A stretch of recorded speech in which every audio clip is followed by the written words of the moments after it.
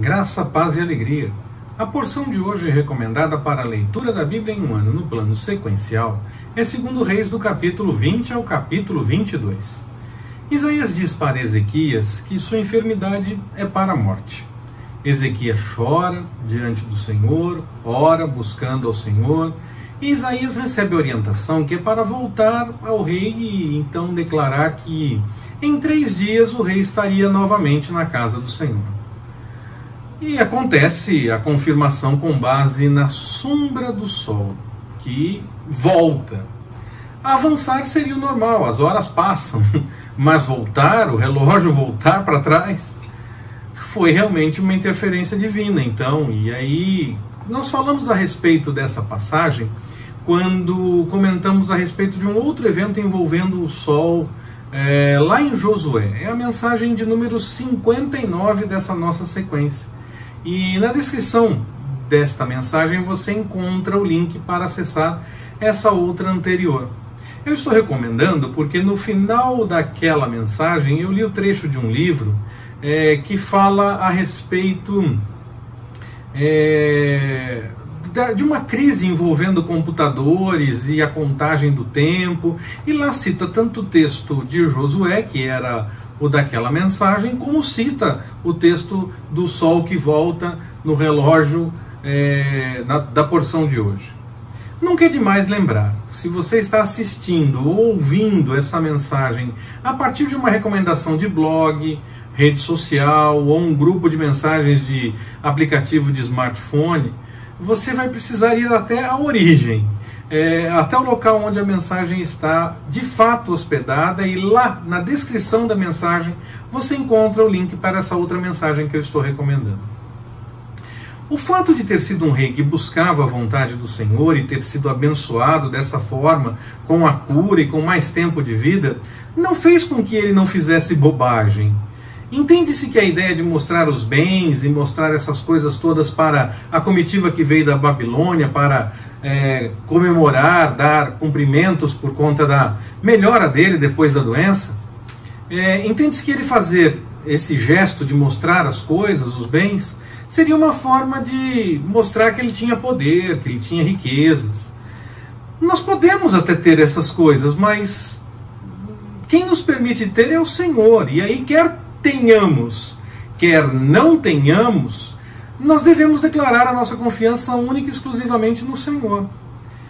Diante dessa falha, o profeta declara que o exílio seria inevitável, mas o rei não se abala tanto por conta disso, porque ele entende que ao menos não seria durante os seus dias que essas coisas aconteceriam. Pelo menos o texto nos diz exatamente isso, não é?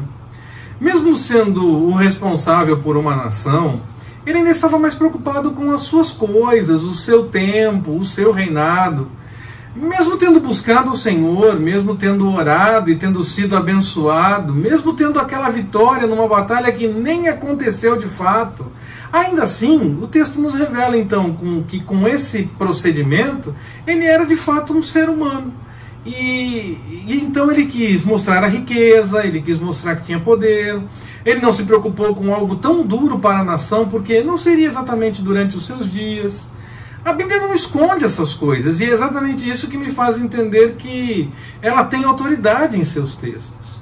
E por conta de exemplos assim, nós podemos então entender que mesmo alguém abençoado e que busca o Senhor, pode ter algum momento de fraqueza humana. Isso mostra que devemos confiar sempre no Senhor. Além, é claro, de notar o profeta, nesse caso, tendo coragem de falar 2 vezes de forma desfavorável ao rei. Porque antes dele voltar e dizer que o rei teria mais tempo de vida, ele disse que o rei ia morrer. Então, ele diz primeiro que o rei vai morrer e depois ele diz que vai acontecer o exílio, por algo que o rei fez.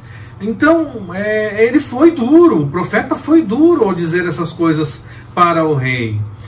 Quando o Senhor revela, nós não devemos temer nem o poder, nem esconder apenas por qualquer tipo de afinidade, porque é a favor, o que é contra, nada disso.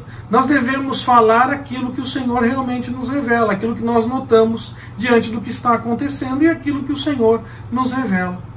Depois de Ezequias, nós temos dois reis que não fizeram as coisas de acordo com a vontade do Senhor. E olha que o primeiro deles, exatamente o da sequência, nasceu só depois do tempo da enfermidade do rei, que era para a morte, que o Senhor mudou e abençoou de outra forma.